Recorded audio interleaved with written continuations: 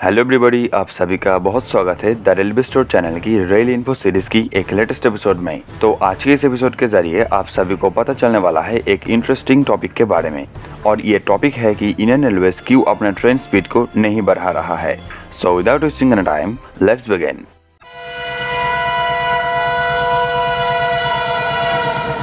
तो किसी भी देश का रेलवे सिस्टम में ट्रेन स्पीड, एफिशिएंसी और पंक्चुअलिटी अगर बहुत ही अच्छा है तो उस देश में रेल कनेक्टिविटी बेहतर से भी बेहतर हो जाता है। तो हमारे इंडियन रेलवेज में ट्रेन तो बहुत सारे हैं, लेकिन उस ट्रेन का स्पीड मैक्सिमम 160 kmph में ही सीमित है, जो एक semi high speed train quality में आता है।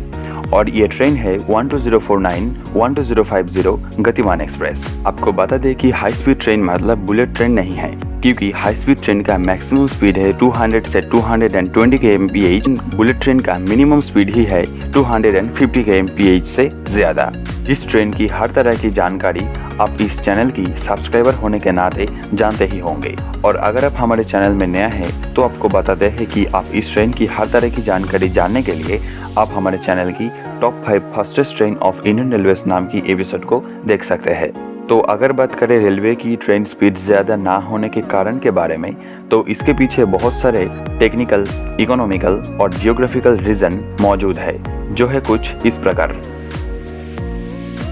तो हमारे इंडियन रेलवेज में जो सिग्नलिंग सिस्टम का इस्तेमाल होता है, ये एक बैकडेटेड सिग्नलिंग सिस्टम है, जिसे ऑटोमेटिक ब्लॉक सिग्नलिंग सिस्टम बोला जाता है, जो आप लास्ट एपिसोड के जरिए जानते ही होंगे। तो इस सिग्नलिंग सिस्टम को लगभग 40 से 50 साल पहले तत्कालीन ट्रेन स्पीड को ध्यान में रखते हुए बनाया गया था। और इस सिग्नलिंग सिस्टम को इस्तेमाल करते हुए इंडियन रेलवेज 200 से 220 kmph तक हाई स्पीड ट्रेन को नहीं चला सकता है। हालांकि लेटेस्ट रिपोर्ट के मुताबिक इंडियन रेलवेज अब अपना ट्रेन स्पीड को बढ़ाने के लिए modern electrical signalling interlocking system को इंस्टॉल करना चाहता है, ताकि हाई स्पीड ट्रेन को चलाया जा सके।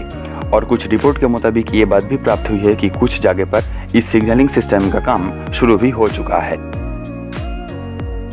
तो इंडियन रेलवेज की ट्रैक क्वालिटी के मामले में तो हाई स्पीड ट्रेन को चलाने के लिए एलिजिबल है, लेकिन इसकी प्रॉब्लम यह है कि इस ट्रैक को जिस तरह से बिछाया गया है वो हाई स्पीड ट्रेन चलाने के लिए कैपेबल नहीं है। आपको जानकारी के लिए बता दें कि इंडियन रेलवेज में 880 MPa टेंसाइल स्ट्रेंथ वाली रेल ट्रैक का इस्तेमाल किया जाता है, जिसका पर मीटर एरिया का वेट है 60 kg। और इसी क्वालिटी का ही ट्रैक को इस्तेमाल करते हुए बाहर की विकसित देशों में 220 kmph तक हाई स्पीड वाले ट्रेन को चलाया जा रहा है। लेकिन हमारे इंडियन रेलवेज की ट्रैक में खराबी ये है कि ये ट्रैक बहुत सारे रिमोट और कर्व्ड एरिया से गुजरती है। मतलब पहली बात तो ये है कि हमारे रेलवेज की ट्रैक में बहुत ही भारी मात्रा में बड़े बड़े कर्व्ड है, जिसमें ट्रेन गुजरने के समय सेंट्रीपिटल फोर्स के तहत ट्रेन ट्रैक से बाहर निकल जा सकता है। इसके द्वारा बहुत ही रिस्की हादसा भी हो सकता है। दूसरी तरफ हमारे रेलवेज की ट्रैक फॉरेस्ट, डेजर्ट और कुछ हाई ऑल्टीट्यूड एरिया से भी गुजरती है, जिसमें ट्रेन को हाई स्पीड में चलाना पॉसिबल नहीं है। इंडियन रेलवेज की ट्रैक में लेवल क्रॉसिंग की संख्या बहुत ही ज्यादा है, जिसे मैनुअली गेटमैन के द्वारा ऑपरेट किया जाता है। तो इस मैनुअली ऑपरेटेड लेवल क्रॉसिंग होने के नाते पहली बात तो यह है कि गेटमैन को ट्रेन क्रॉसिंग करने के समय रोड क्लोज करने के लिए अलर्ट किया जाता है, जिसमें बहुत सारे समय की बर्बादी भी होती है। और दूसरी बात तो यह है कि कभी कभी गेटमैन के साथ संपर्क करना भी मुश्किल हो जाता है, क्योंकि ऐसा भी देखा गया है कि गेटमैन ड्यूटी करने के समय सो जाते हैं, और ऐसे में रोड क्लोज करना भी इम्पॉसिबल हो जाता है। हालांकि मौजूदा समय में ऐसा बहुत ही कम होता है, और सबअर्बन रूट में तो ज़्यादातर लेवल क्रॉसिंग एलिवेटेड होता है। और दूसरी तरफ कुछ विकसित देशों में लेवल क्रॉसिंग को ऑटोमेटिक और एलिवेटेड किया जाता है, मतलब वहाँ पर कोई गेटमैन होता ही नहीं है, जिसके तहत ट्रेन हाई स्पीड में आसानी से चल सकता है। तो हमारे रेलवेज में भी इस ऑटोमेटिक या एलिवेटेड लेवल क्रॉसिंग सिस्टम की ज़रूरत है। अगला पॉइंट है कि हमारे रेलवेज में मौजूदा समय में कोई डेडिकेटेड ट्रैक नहीं है गुड्स और पैसेंजर ट्रेन के लिए। मतलब हमारे इंडियन रेलवेज की ट्रैक में अभी तक पैसेंजर और गुड्स ट्रेन के लिए कोई सेपरेट रूट नहीं है। लेकिन आप तो जानते ही होंगे कि हमारे इंडियन रेलवेज की तरफ से DFC यानी कि डेडिकेटेड फ्रेट कॉरिडोर को बनाया जा रहा है, जिसमें सिर्फ फ्रेट ट्रेन यानी कि गुड्स ट्रेन ही दौड़े। मतलब इंडियन रेलवेज की डेडिकेटेड फ्रेट कॉरिडोर की रेल ट्रैक में सिर्फ गुड्स ट्रेन और मौजूदा समय की रेल ट्रैक में सिर्फ पैसेंजर ट्रेन ही दौड़ेगी, जिसमें एक तरफ ट्रेन ट्रैफिक भी कम होगी और दूसरी तरफ ट्रेन बेहतर स्पीड में चल सकता है।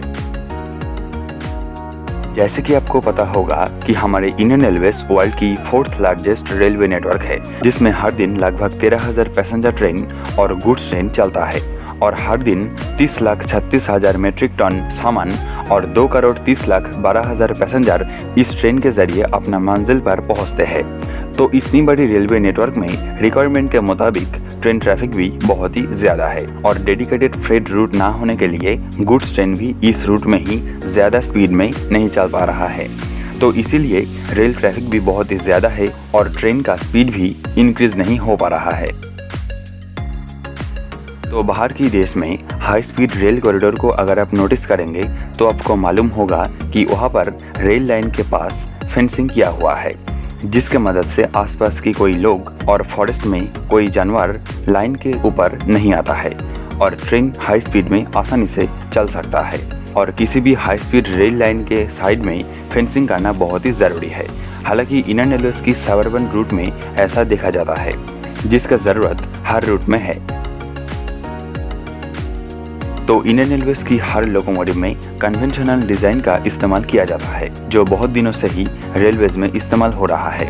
और ये लोकोमोटिव हाई स्पीड में चलने के लिए कैपेबल नहीं है, क्योंकि एरोडायनेमिक डिज़ाइन ना होने के लिए लोकोमोटिव में प्रेशर भी बहुत ही ज़्यादा लगेगा और इसमें मेंटेनेंस भी बहुत ही जल्दी करना होगा। तो इसीलिए रेलवेज को अब ऐसा लोकोमोटिव की ज़रूरत है जो better acceleration, high speed, high payload pulling capacity के साथ आता है।